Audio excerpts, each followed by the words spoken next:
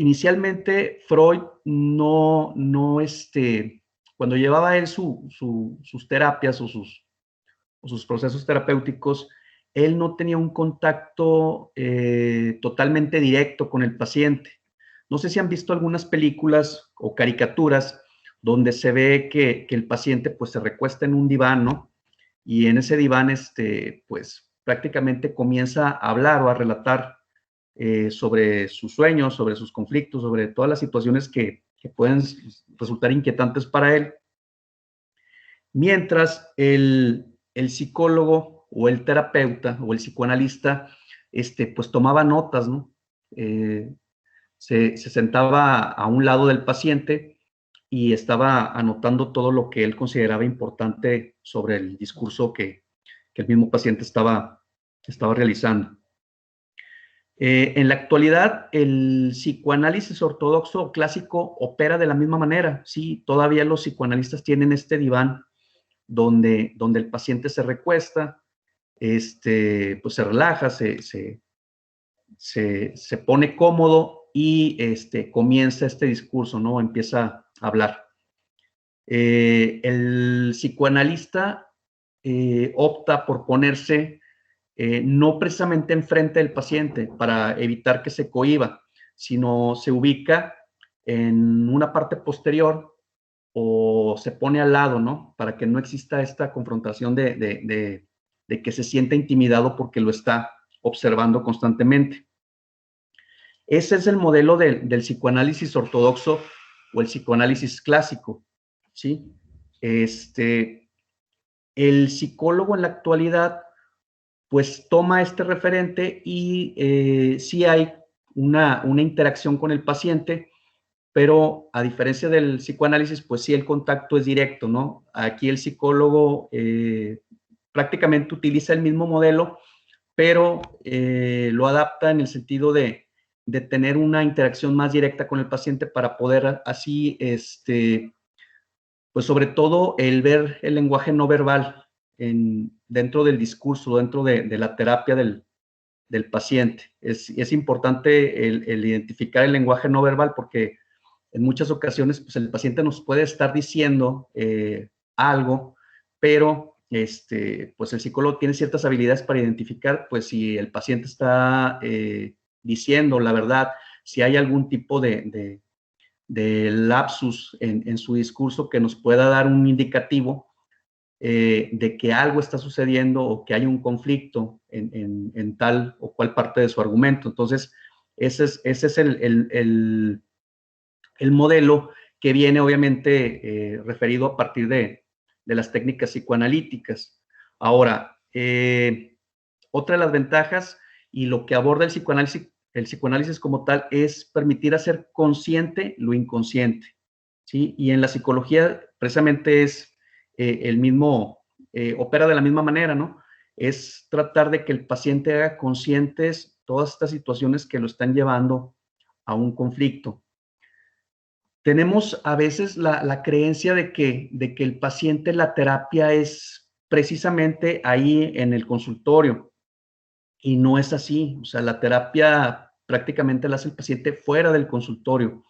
El consultorio es prácticamente como un checkpoint donde va el paciente, pone al tanto al terapeuta o al psicólogo de lo que está sucediendo, se da esta conversación en la cual pues el psicólogo trata de encuadrar o de discernir en dónde está el conflicto de tal o cual situación y a partir de eso se le dan herramientas para que el paciente, pues obviamente por cuenta propia, ¿sí? Trabaje esta situación, ¿sí? En el caso del psicoanálisis, ahorita lo vamos a ver en las desventajas, opera diferente, pero en la psicología sí es importante que el paciente entienda o adquiera habilidades para que él pueda resolver sus problemas de manera propia, evitando así generar la dependencia, porque muchas personas tienden a ser dependientes del terapeuta, es decir, no toman decisiones propias hasta que van y lo consultan con el terapeuta o se sienten inseguros y al estarles reforzando esta dinámica de las sesiones prolongadas y de consultas pues seguidas, lo que haces es generar una condependencia. Ahora, otra de las ventajas es abordar los problemas desde su origen o raíz. El psicoanálisis se enfoca mucho en la infancia, se remite mucho a los primeros años porque pues la teoría psicoanalítica pues nos dice que es donde se empieza a iniciar la personalidad. Entonces, sí es como tratar de no nada más de ver la situación actual del paciente, sino remontarnos o remitirnos a los primeros años, a todo lo que ha sucedido a lo largo del ciclo vital de la persona, ¿no? Al llegar a la fuente del problema, se eliminan varios síntomas. Esto va relacionado con esta parte de hacer consciente lo inconsciente. Se supone que cuando la persona hace consciente ciertas conductas, ciertas acciones, cierta forma de reaccionar ante ciertos problemas o circunstancias, empieza a reestructurar de manera cognitiva o esta parte del yo se empieza a reforzar y por subsecuente los problemas o la forma en la que afronta las situaciones empieza a cambiar. Entonces esto va a eliminar o va a disminuir significativamente los síntomas. No sé si tengan alguna duda. No. Ok. Eso podemos decir que es lo positivo o las ventajas que nos brinda este modelo psicoanalítico. Ahora vamos a ver las desventajas. Es un proceso terapéutico largo y costoso. ¿Sí? El psicoanálisis, a diferencia de otros modelos de intervención psicológica, es un proceso demasiado largo. ¿Por qué? Porque desde el momento en que te remites a la historia del paciente desde la infancia, pues esto va a generar que analices desde los primeros años de vida, desde lo primero que el paciente recuerda y así sucesivamente hasta llegar a lo que en ese momento puede ser el síntoma o el conflicto que está presentando. Es largo porque hay referentes de que personas que asisten a esta terapia psicoanalítica pues van por años, ¿sí? Es decir, hay personas que van por 1 año, 2 años, 3 años, hasta 5 o 6 años a terapia psicoanalítica, porque el proceso es muy lento. De hecho, el psicoanalista hace muy pocas intervenciones. Prácticamente deja que el paciente hable y saque todo lo que trae y sus puntualizaciones o sus intervenciones son muy contadas. Entonces, es prácticamente un enfoque en el que el paciente llega 1 hora y habla, y habla, y habla, y habla, y el terapeuta, pues a lo mejor hace algunas anotaciones, hace algunas intervenciones sobre situaciones que él considera importantes, pero muchas de las veces la queja es que no hay una respuesta, ¿sí? Dicen, pues es que yo voy y nada más me escuchan, no me da algún tipo de retroalimentación. Entonces, ese es uno de los referentes de por qué es tan largo. Ahora, lo costoso, no sé si alguno de ustedes ha ido o tiene el referente de un proceso psicoanalítico o algún conocido les haya platicado si ha ido a psicoanálisis. ¿Nadie? A mí sí, una amiga me contó que fue.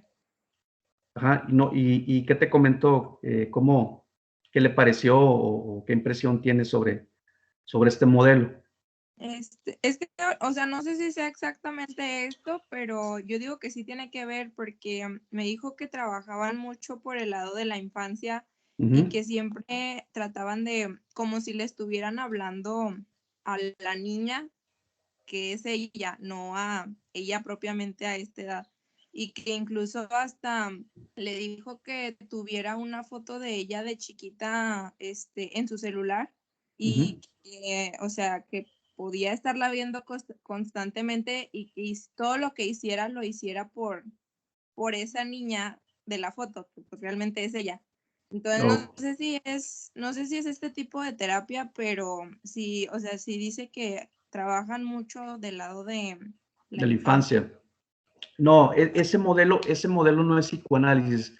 Ese modelo es más bien el humanista, el gestáltico, ¿sí? La terapia gestal es una terapia humanista.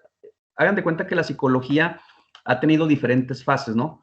Primero fue la psicología experimental, ¿sí? De la que comentamos en un inicio de cómo, pues era a través de todo lo observable. Y luego vino el conductismo, ¿sí? Como consecuencia, es decir, estos condicionamientos que dicen que son los que van forjando las reacciones o las conductas en las personas, que a través de estímulos como premios y castigos es como nosotros vamos condicionando a la persona a que se vaya realizando y obviamente va forjando lo que es la personalidad. Luego viene el psicoanálisis, sí, que se enfoca más en la cuestión interna, ¿no? O esta parte del inconsciente. Y luego viene otro modelo que es el humanista. Todos estos neopsicoanalistas empezaron a trabajar un modelo nuevo que obviamente trabaja también la parte interna, pero ya incluye lo que es el aspecto social o familiar dentro del proceso. Y ahorita por lo que me comentas, yo lo veo más como este trabajo del niño interior, ¿no? No sé si han escuchado esos conceptos de que hay que trabajar el niño interior de cada uno de nosotros para, de cierta manera, subsanar a lo mejor alguna situación o alguna carencia o algo que sucedió en nuestra infancia. Y obviamente al compensar esto, pues se va sanando la persona y empieza ya a ser más funcional a lo mejor en situaciones que puedan ser un conflicto en la actualidad. Entonces, en el caso del psicoanálisis, como les comento, es algo muy, muy tedioso, es largo de hecho, porque son muchas sesiones, regularmente son por semana, es una sesión por semana, y los costos, por ejemplo, aquí en la región, en nuestra región, pues varían de los 600, 700 pesos por consulta, ¿sí? En México, por ejemplo, en ciudades como México, Monterrey, estamos hablando de 1,500 pesos por consulta. Entonces, pues hagan ustedes sus cuentas de cuánto es lo que realmente pagas al mes por llevar una terapia psicoanalítica, ¿sí? Entonces, sí es algo caro, algo costoso. Y como les comento, pues es un modelo terapéutico pues largo, ¿sí? Por eso esta parte suele ser lo elitista de la terapia psicoanalítica. Muchas personas, pues sobre todo las que tienen recursos, son las que asisten a este modelo, a diferencia de otras personas que a lo mejor buscan algo más práctico, algo más económico y más práctico. Es decir, un modelo de intervención a lo mejor como el de Leopold Vela, que es terapia de emergencia, ¿sí? En el cual pues prácticamente no te remites a la infancia, sino simplemente pues hablas sobre el contexto o lo que está sucediendo en la persona en la actualidad y a través de lo que la persona te manifiesta, pues tú haces una intervención o empiezas a reestructurar o aconsejar en ese sentido para que pueda resolver el problema. ¿Sí, Paula? Y por ejemplo, en la psicoanalítica que nos dice que pues realmente el paciente solo habla y habla y el psicólogo solo escucha, ya al final cuando terminan de contar todo, ahora sí el psicólogo dice algo, o sea, ya da no solución, pero pues ya da así como que pues el motivo por el que realmente la persona fue o nada más se queda en que escucha o como. No, sí hay intervención, o sea, tampoco no podemos decir que sea como el psicoanalista, pues, entra en zona de confort y no haga una intervención. O sea, la diferencia es que casi todo el proceso terapéutico en el psicoanálisis depende del paciente, ¿sí? Como se da esta parte de la libre asociación, y de permitir que el paciente exprese libremente lo que él considera, el psicoanalista no hace intervención. A veces el paciente dentro de un proceso terapéutico puede tener muchas defensas o resistencias al momento de hablar sobre tal o cual situación.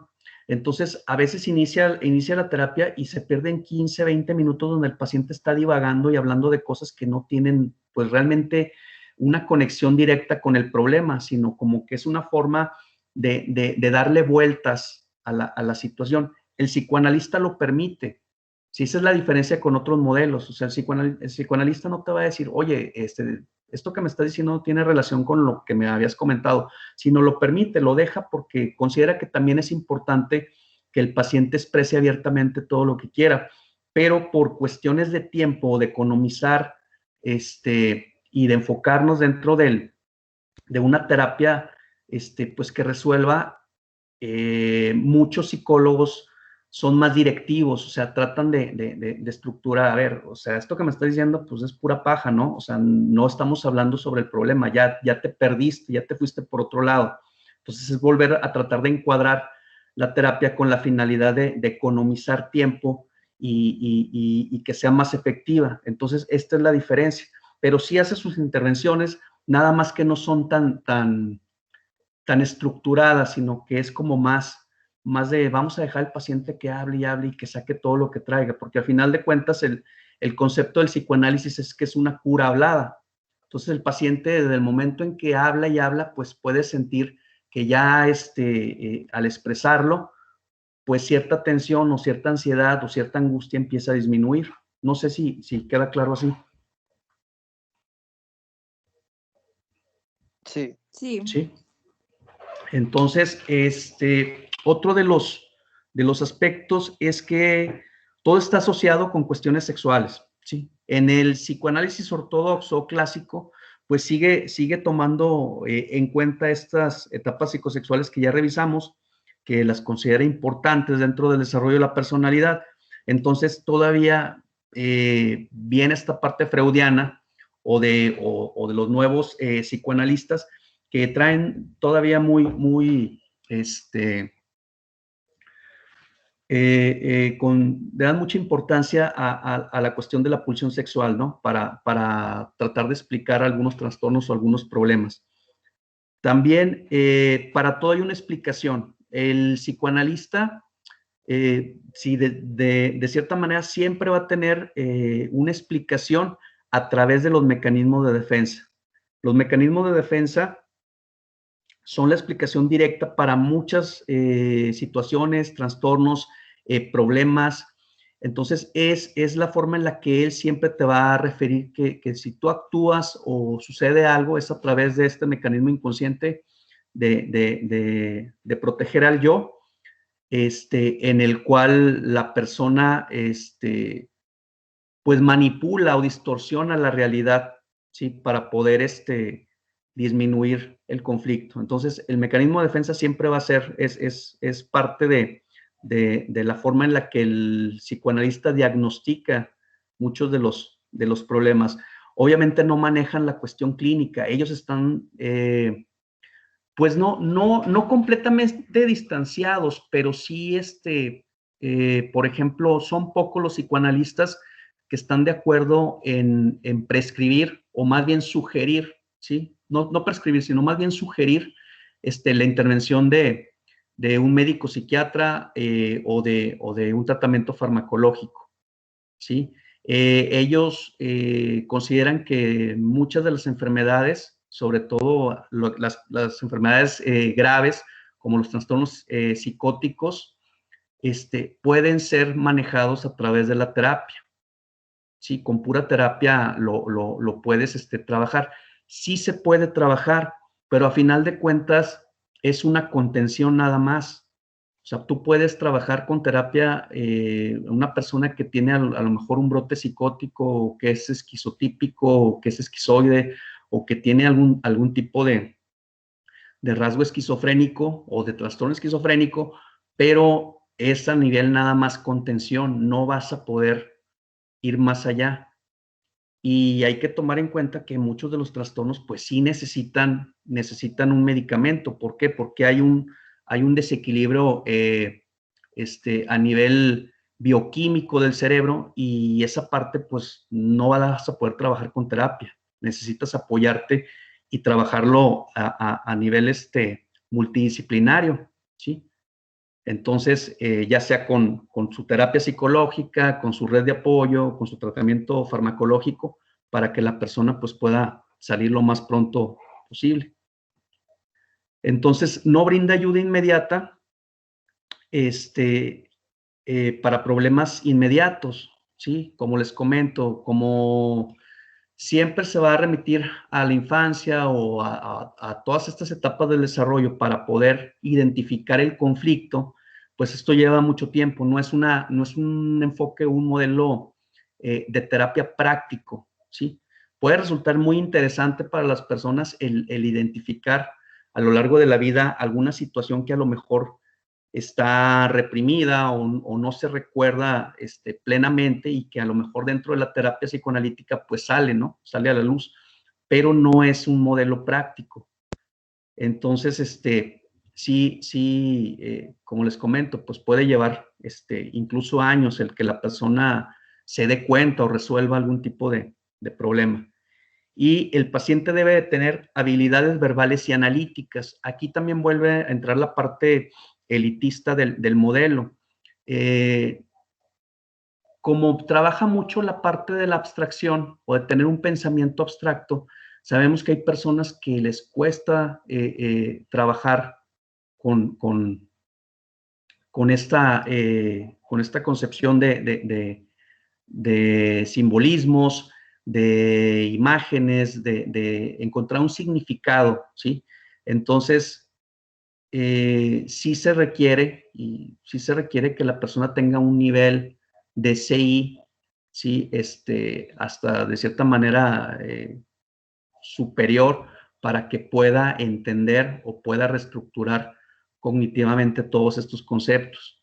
No es un modelo que cualquier persona pueda llevar, ¿sí? Sí implica un reto, pues sobre todo en la cuestión analítica, de analizar situaciones. Y a veces también no es que la persona no tenga los recursos, sino que la persona puede ser muy pragmática y puede resultar desesperante el hecho de decir, pues es que ya llevo tanto y siento yo que no encuentro pues, ni pies ni cabeza, ¿no? A mí me gustaría que el enfoque fuera más a mí dime qué hacer yo lo trabajo. Entonces varía mucho, depende de la personalidad del paciente. No sé si tengan alguna duda o algún comentario.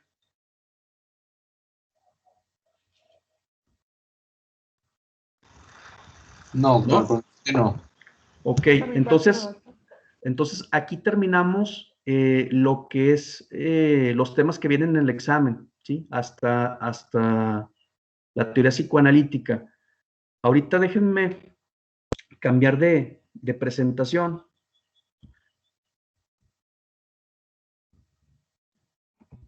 para continuar con otro enfoque de personalidad, que es el de Alfred Adler y su psicología individual, ¿sí?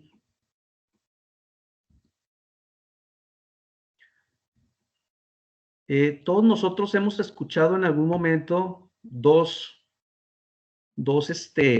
conceptos, ¿sí? El complejo de inferioridad y el complejo de superioridad. Alguien que quiera participar, para dar una opinión de lo que ustedes piensan o consideran que es un complejo de inferioridad, por qué se da y cuál es el complejo de superioridad y también de la misma forma por qué en algunas personas se presenta.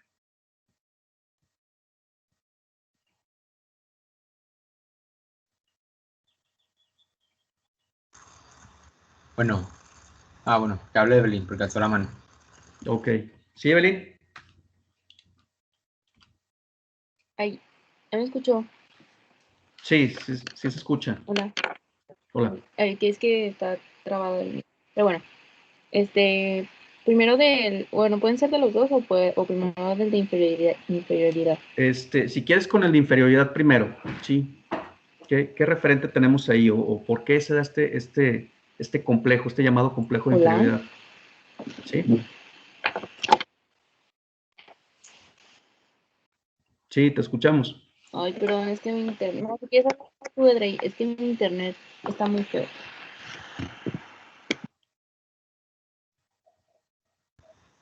Bueno, pues, o sea, el complejo de inferioridad, yo creo que a veces se ve como mucho en el área de trabajo, ¿no? Uh-huh. O sea, este como sentimiento de sentir que no eres igual que otra persona por alguna situación, por alguna capacidad que a lo mejor tú estás limitado en esa y la otra persona la tiene un poco más desarrollada, pero eso no quiere decir que seas como menos en cuanto a un valor, pues, como, Sí, como persona o como... ajá, sí, como persona, ajá. Ujú. Y pues no sé si voy a hablar de otro, pero, o si alguien más quiere hablar, para dar participación a todos. Ok, gracias, Samuel. ¿Alguien más? Gracias. Sí, Alexandra. Bueno, también del de inferioridad, pues yo creo que tiene que ver con que la persona tiene como una baja autoestima. O sea, porque Ujú, puede que sí tenga las mismas habilidades que las demás personas, pero pues si tiene una baja autoestima, pues va a pensar que no es así, o sea, que no es capaz de, pues como decía Drey, o sea, que siente que no es capaz de hacer cosas así como otras personas. de tener logros, ¿no? O de poder superarse o trascender de alguna manera. Ajá. O- ok, gracias. Paola. Yo creo que ese de inferioridad se puede dar como que en distintos aspectos, o sea, con distintos factores. O sea, por Ujú, ejemplo, se puede sentir la inferioridad en el ámbito profesional, en el ámbito intelectual, incluso en el ámbito económico. O ujú. sea, la persona puede, pues, compararse con otras personas que él sienta que sean mejores en cualquiera de estos ámbitos o en más ámbitos que no se me ocurren ahorita. Y, o sea, a lo mejor en uno sí se puede sentir mejor y en otro peor, o así como dice Alexa, ya si tiene baja autoestima, puede ser que de plano en todos los ámbitos se sienta inferior a los demás.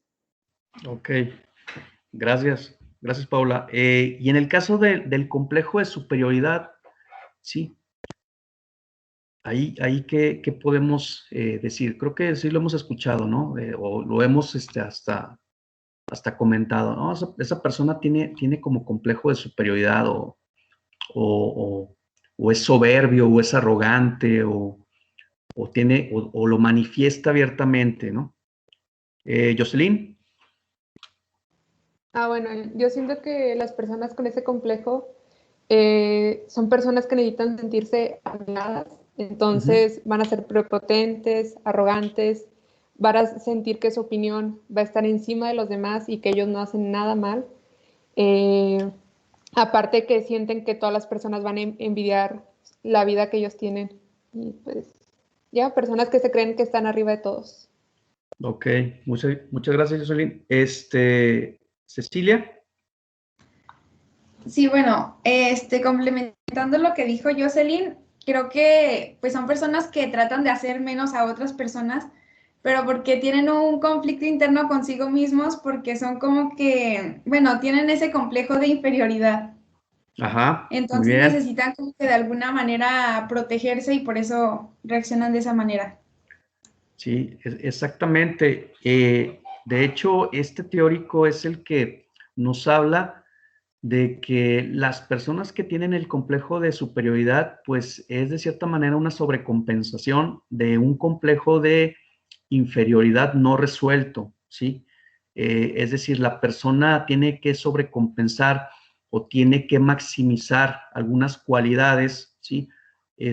Algunas cosas que él considera que en las que es bueno o en las que o las que tiene para poder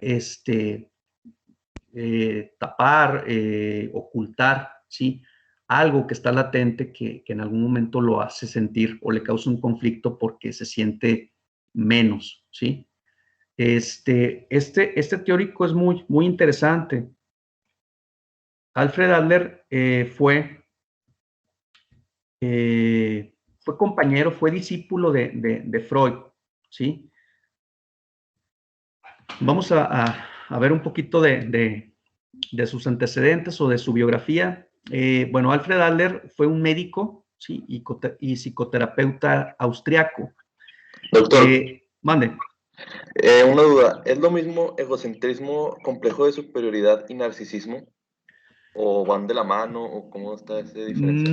No son lo mismo, pero sí están relacionados, ¿sí? Y ahorita lo vamos a ir viendo, ¿sí? Lo que pasa es que el narcisismo aparece en su DSM como un trastorno de personalidad, ¿sí? O sea, ya es como darle una categoría clínica, ¿sí? O una etiqueta, un diagnóstico clínico a una persona que tiene ciertas características o manifiesta ciertas conductas y lo podemos ubicar como un trastorno de la personalidad. Se llama trastorno narcisista de personalidad, ¿sí?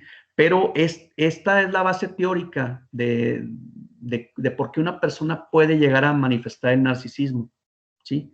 Y sí tiene que ver con la parte del ego. Entonces sí van relacionados. No es lo mismo, pero sí están ligados. Muchas gracias. No hay de qué. Bueno, entonces Adler fue un médico, ¿sí? Psicoterapeuta austriaco, estudió medicina en la Universidad de Viena. Él se especializó inicialmente como oftalmólogo, después se hizo médico general, de hecho fue internista, ¿sí? Hasta que a raíz de que Adler en la Facultad de Medicina de Viena defendió las ideas freudianas, o estos conceptos nuevos que acababan de surgir en esa época, Freud lo invita para que trabaje con ellos y se reúna en este círculo que conocimos, bueno, se conocía como la Sociedad Psicoanalítica de Viena. Entonces lo invita para que se sume a este movimiento psicoanalítico, y entonces a él se le atribuye pues el gran logro de la teología psicológica en la formación de enfermedades, hasta entonces consideradas exclusivamente médicas. De hecho, Adler fue, o podemos decir que fue el primer psiquiatra infantil o psicólogo infantil, ¿sí? Él empezó a trabajar también, al igual que Freud, pero desde otra perspectiva, con los niños, ¿sí? Y de cómo el impacto familiar y social iba formando la personalidad de los niños. Y aquí lo vamos a ver también, sobre todo Adler tiene dentro de su teoría, pues nos habla de cómo el nivel jerárquico de los hijos, pues es determinante en la personalidad, ¿sí? Nos habla sobre los hijos primogénitos, los hijos que están en segundo término, que son los de en medio, los sándwich, como les dicen, el hijo menor o el hijo Benjamín, como también se le conoce, y cómo cada uno de ellos tiene ciertas características o cualidades de personalidad que se llegan a replicar independientemente de los contextos, ¿no? O sea, hay características que comparten estos hijos según el nivel jerárquico. Entonces, él también se abocó a estudiar sobre cómo la familia impacta y, a diferencia de Freud, le dio más importancia a los aspectos sociales más que a los internos o inconscientes. Entonces, aquí es donde se complementa la teoría psicoanalítica de cierta manera y empieza ya a darle forma para empezar a manejar lo que ahora conocemos como modelos biopsicosociales. Entonces, a ver, déjenme nada más. Ok. Adler, aunque fue invitado al círculo psicoanalítico, pues la verdad es que no fue un 100% un discípulo de Freud, ¿sí? De hecho, Freud, lo que le gustaba de Adler, por lo que lo invitó, es que tenía una capacidad para ganarse pacientes o ganarse la audiencia dentro de sus cursos o de sus pláticas, ¿sí? Tenía este don de gente, ¿no? Tenía estas habilidades interpersonales o de socializar. Entonces, pero al ser él parte de la comunidad psicoanalítica, pues empezó a tener conflicto con Freud porque Freud era muy dogmático, muy rígido, entonces no permitía que nadie cuestionara sus teorías.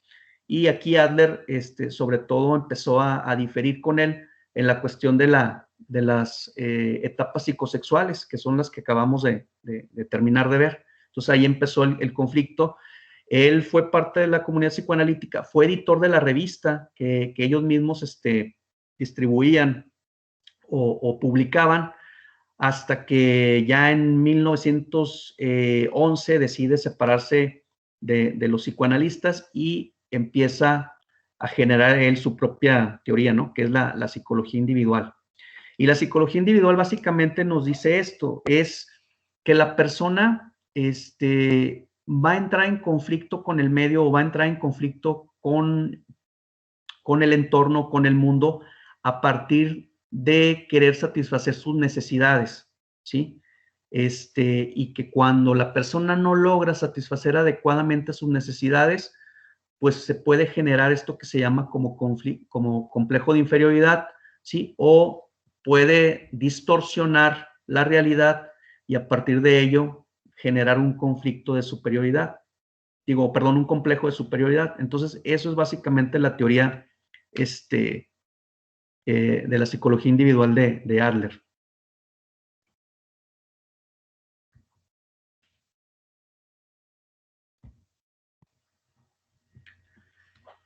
Entonces, dentro de los principios, pues Adler sostiene que la gente debe ser entendida desde una perspectiva social y no biológica, ¿sí?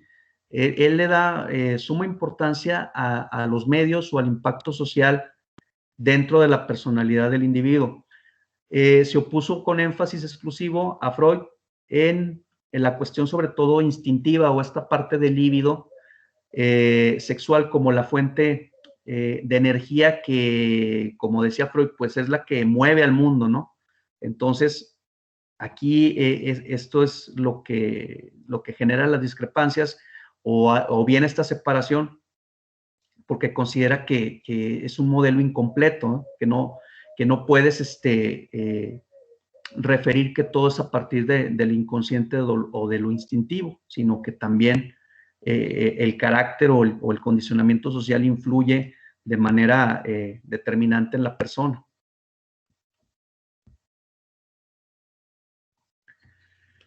Entonces, a partir de esto, pues él hace una propuesta psicológica individualista que es llamada así porque nos dice que la persona, de cierta manera, tiene una participación activa y consciente en sus decisiones, no como lo dice Freud, que básicamente nosotros, de cierta manera, somos inconscientes en muchas de las decisiones que tomamos o en cómo se manifiesta la personalidad en el adulto mayor, por todas estas cuestiones de la parte instintiva, que era el inconsciente, y de la parte preconsciente, o cómo se va estructurando esta instancia superyoica, ¿no? Que decíamos que muchos de estos referentes pues no son meramente conscientes, sino que son parte consciente y parte inconsciente, porque pues de niños no tenemos un criterio y los adoptamos y los hacemos parte de nuestra personalidad. Entonces decía Adler, no, o sea, la persona conforme va creciendo, pues va siendo constantemente consciente qué es lo que quiere, hacia dónde va y cuáles son las decisiones que debe de tomar para lograr sus metas.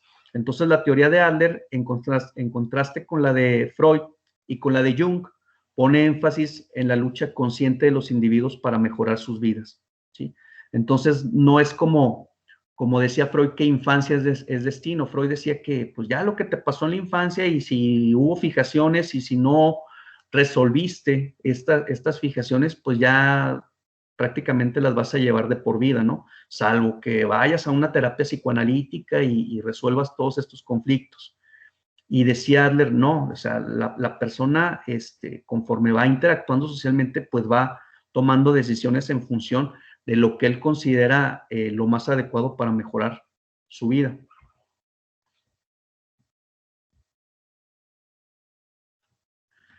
Entonces, Adler nos habla de un esfuerzo continuo que surge a partir de la inferioridad hacia la superioridad, ¿sí? La psicología individual trata de explicar la personalidad desde un enfoque donde el individuo es un participante activo a tomar decisiones en el cual prevalece un sentimiento de superación por llegar en una condición inferior. Es decir, dice Adler que todos nosotros, absolutamente todos, tenemos un sentimiento de inferioridad, que nacemos con él, ¿sí? Que desde niños lo tenemos. El niño, de cierta manera, a lo largo de la infancia, se siente inferior en muchas situaciones y es dependiente, de cierta manera, de los cuidadores, de ciertos lugares o ciertos contextos que le brinden seguridad. ¿Por qué? Porque traemos un sentimiento de inadecuación hacia el mundo o hacia el exterior, ¿sí? No sé si queda claro.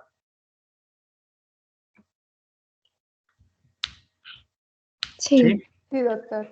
Entonces, todos, absolutamente todos, nacemos con un sentimiento de inferioridad.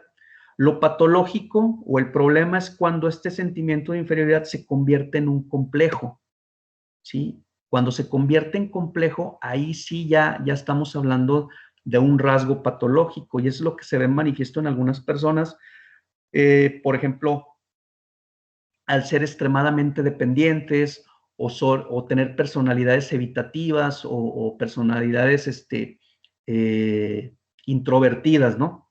Que podemos decir que aquí ya hay una especie de conflicto o complejo ya arraigado en el cual la persona está manifestando ya socialmente dicha situación, ¿sí? O estas personas, como ahorita lo mencionó su compañera, que sobrecompensan este sentimiento de inferioridad y se agarran de todo lo que pueden para compensarlo y a partir de esto, si no hay una regulación adecuada, se convierte en el complejo de superioridad que vaya relacionado pues con estas personalidades egocéntricas, con estos trastornos narcisistas de personalidad o con personas que manifiestan una megalomanía, ¿no? ¿Sí han escuchado la palabra megalómano? ¿No? Bueno, yo no. Sí, la megalomanía es como una exacerbación o una superioridad, pero ya muy patológica, ¿sí? Por ejemplo, si lo vemos desde la perspectiva de algunos personajes históricos como dictadores, como reyes, como personajes que han trascendido en la historia por esta cuestión de tener una superioridad manifiesta en todo sentido, ¿sí? Como quién podemos decir, como Donald Trump, por ejemplo, ¿sí? Ustedes ven las características de Donald Trump y es una persona megalómana, es una persona que es narcisista, que es egoísta, es egocéntrico, tiene todos una serie de referentes que si tú lo observas objetivamente, pues te das cuenta que hay un desajuste en su personalidad, que no es una personalidad sana, ¿sí? No sé si queda claro. Sí, doctor.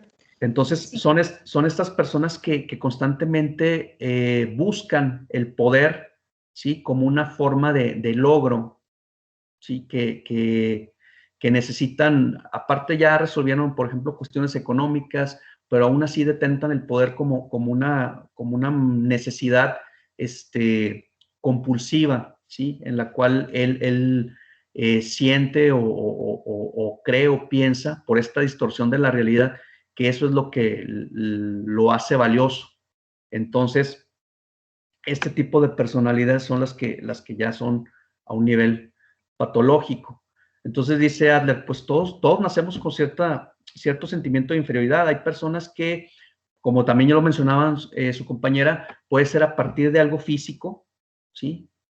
Algo que yo considero que no tengo, puede ser lo económico, puede ser lo intelectual, etcétera. Entonces, aquí lo sano es cómo la persona va a tratar de compensar dentro de un lineamiento funcional o sano este sentimiento para, de cierta manera, evitar caer en un complejo y llegar a sus metas, ¿no? O a sus logros o a sus aspiraciones a lo largo de su ciclo vital. Entonces, básicamente así es como funciona esta teoría de la psicología individual. Ok, vamos a dejarle aquí. Les quería comentar en relación al examen. ¿Les parece bien que sea el próximo martes?